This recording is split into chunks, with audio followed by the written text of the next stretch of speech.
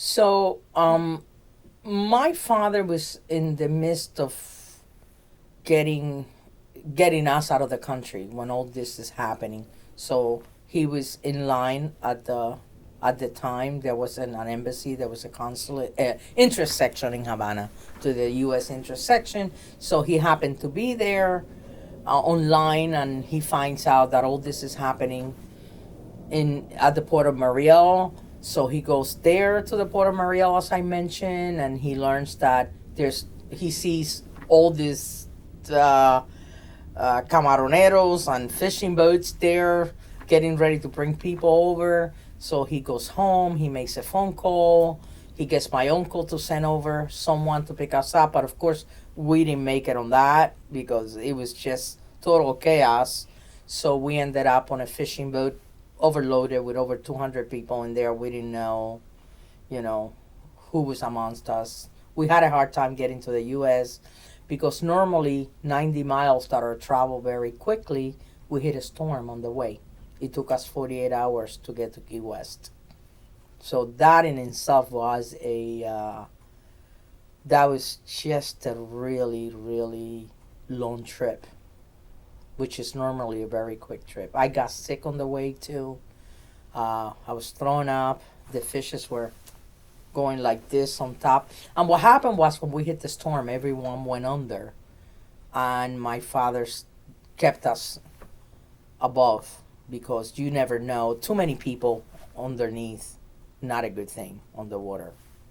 So we didn't reach Key West till 48 hours later. So that was quite a.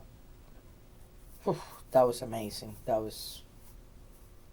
So that's what it looked like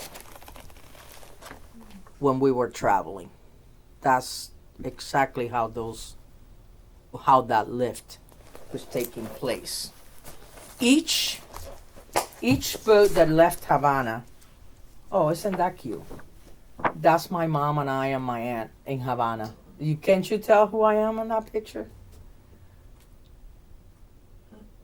Who's the gayest looking person on that picture? Oh, the little girl. The town boy. There you go.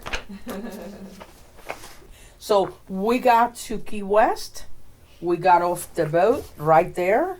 They searched you. They separated families from single individuals.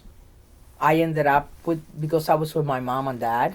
So I ended up in the family section. And that's pretty much us right there.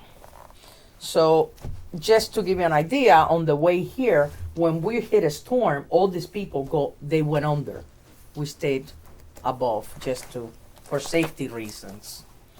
So we got to Key West. My dad was actually interviewed by the FBI, and I'm going to tell you why.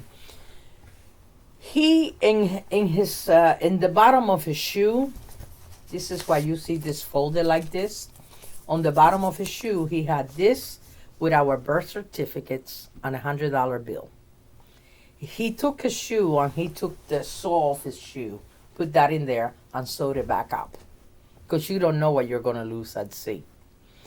So when he was interviewed by the FBI in Key West, he asked the guy, "Let me show you who I'm real," because these passports, people were getting fake passports just to get out of there.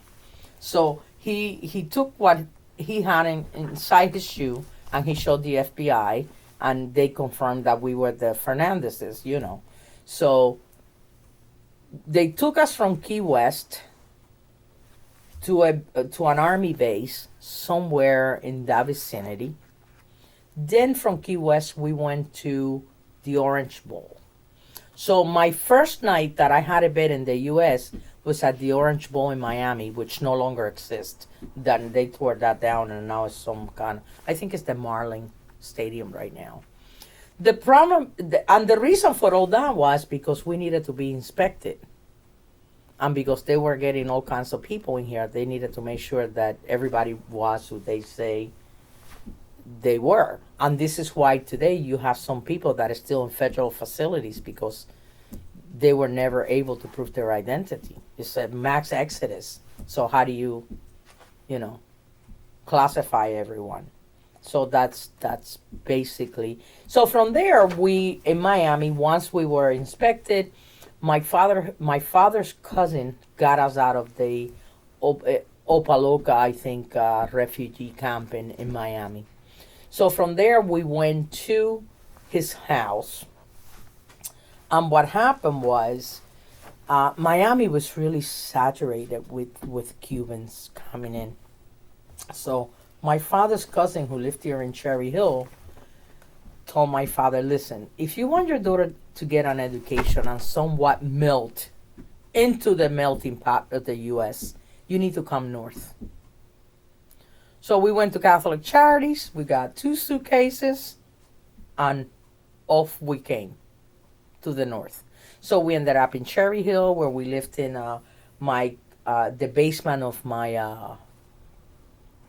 my father's cousin's house.